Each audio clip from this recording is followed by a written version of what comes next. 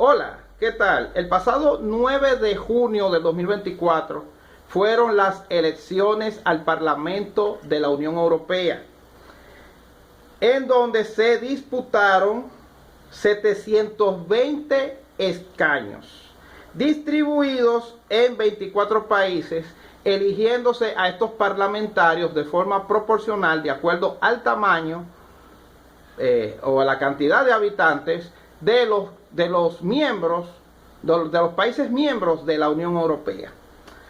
El Parlamento Europeo se trata del organismo de decisión más influyente del mundo, solo superado por la ONU o el Consejo de Seguridad, quizá el Departamento de Estado, la OTAN, entre otros. La Unión Europea no solamente legisla, también gobierna y fiscaliza los países que son miembros de la entidad. Eligen al llamado presidente ejecutivo de la Unión Europea, que es como una especie de primer ministro. ¿Por qué primer ministro? Porque la presidencia de la Unión Europea usualmente es rotativa entre los presidentes y primeros ministros que conforman la unidad. Pero se designa un presidente ejecutivo para que lleve el día a día, es como un presidente. Mientras que el Parlamento se encarga de dictar o hacer directivas, las cuales se imponen a las legislaciones de los países miembros. Estos países miembros a su vez lo que hacen es que asimilan de acuerdo a su cultura, de acuerdo a sus particularidades, de acuerdo a sus necesidades, lo que le llaman las asimetrías, estas directivas para encajarlas dentro de su organización interna, local. Mientras que también al mismo tiempo el Parlamento Europeo fiscaliza, vigila que los países se ajusten a los lineamientos de la Unión Europea en lo político, en lo social, en lo económico. Los llamados grupos progresistas, los progres, vieron aquí en esta organización una oportunidad y la tomaron por asalto. Entonces, al tomarla por asalto, entonces ellos rápidamente impusieron a la cañona, influyeron para que la Unión Europea y muchos de esos países adoptaran estas políticas. Tanto es así que llegaron incluso en cierta medida a serruchar el palo a algunos gobiernos de carácter conservador para derribarlo, como por ejemplo el caso de Mariano Rajoy, y mantener a la cañona a ciertos tipos de presidentes, primeros ministros, etcétera, que están desgobernando y destruyendo ese país, imponiendo cosas raras. Sucede que los sectores conservadores ya se han puesto los pantalones,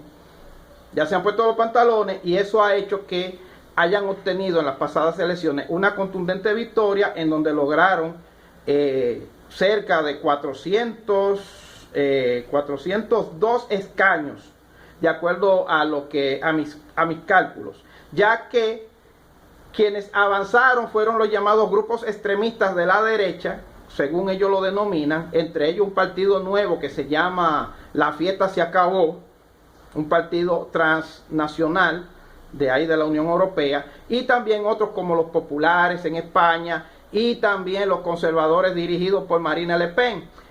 Muchos de estos partidos son de carácter pequeño, pero sin embargo ellos lograron arrebatarle varios escaños a los progresistas, y estos escaños nuevos, junto con los obtenidos por la coalición de partidos conservadores socialdemócratas, lo que nosotros le llamamos los balagueristas europeos, entonces hacen una mayoría calificada para ellos hacer y deshacer en esa entidad, arrebatándole total control y radio de influencia a los progresistas.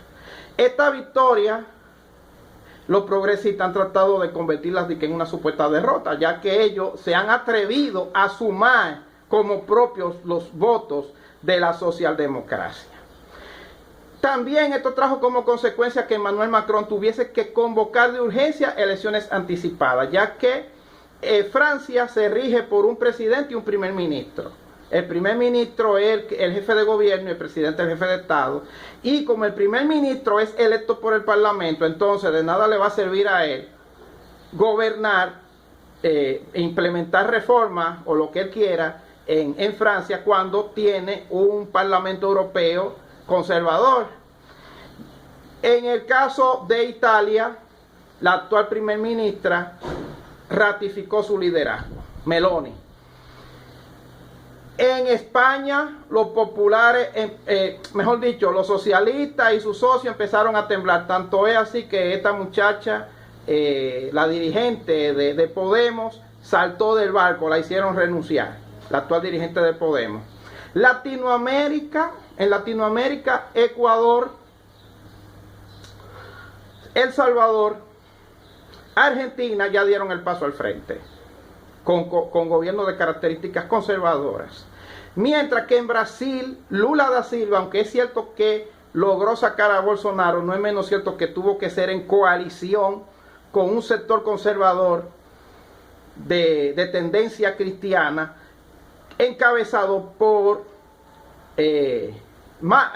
Harkin, quien fue su contendiente y que es miembro de los Opus Dei, con quien tiene que compartir la mitad del gobierno y la mitad del parlamento. En República Dominicana, en las más pasadas elecciones, los evangélicos y la Iglesia Católica hicieron una exhibición de músculo que hicieron tambalear la reelección del presidente Luis Abinader. Hubo una persona que se estaba proyectando para alcanzar hasta un 70% y de repente sacó un 57%. Y fue porque a última hora tuvo que pedirle cacao al Vaticano ante la exhibición de músculo que hicieron, ordenando incluso de forma pública y notoria, claro, después que lo filtraron, votar por los candidatos de características conservadoras. Y los evangélicos también por su lado, haciendo el mismo llamado. Y pedir cacao significa hacer concesiones, como seguramente ya hizo ante el Papa Francisco en su visita a Roma, al Vaticano. Entonces así está la situación en Europa y en Latinoamérica. Solamente empezando, en Estados Unidos a Donald Trump le han hecho una cacería feroz, pero esta cacería feroz más bien lo que hizo fue que lo ha apuntalado, porque ya se ha demostrado que los juicios que se han estado llevando en su contra son juicios amañados ya con una decisión previamente tomada en su contra. Entonces, esta persecución contra Donald Trump lo que ha hecho es que ha incrementado las donaciones e incluso sus simpatías en las encuestas, encabezando las encuestas en los llamados estados claves y en algunos en un empate técnico, mientras que Joe Biden está en caída libre. Esa es la situación que hay. Mientras que en Israel también hay algo semejante con Bibi Netanyahu, quien ya había sido desalojado como primer ministro luego de varios años.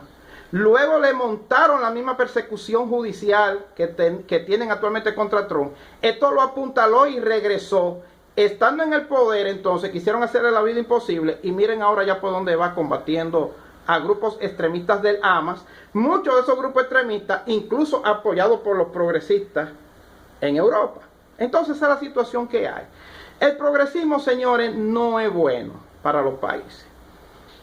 Si quieren combatir el cambio climático, vamos a hacerlo de otra manera, pero no creando más caos sobre el caos. Porque actualmente estas teorías lo que están haciendo es incentivando a la vagancia, incentivando los peores valores de la sociedad, y con la vagancia y estimulando los peores valores de la sociedad, desintegrando a la familia, ninguna nación, ningún país echa hacia adelante, como está sucediendo actualmente. En cuanto país y lugar, esta gente se les ocurre ponerle sus garras encima. Hasta aquí es cuanto.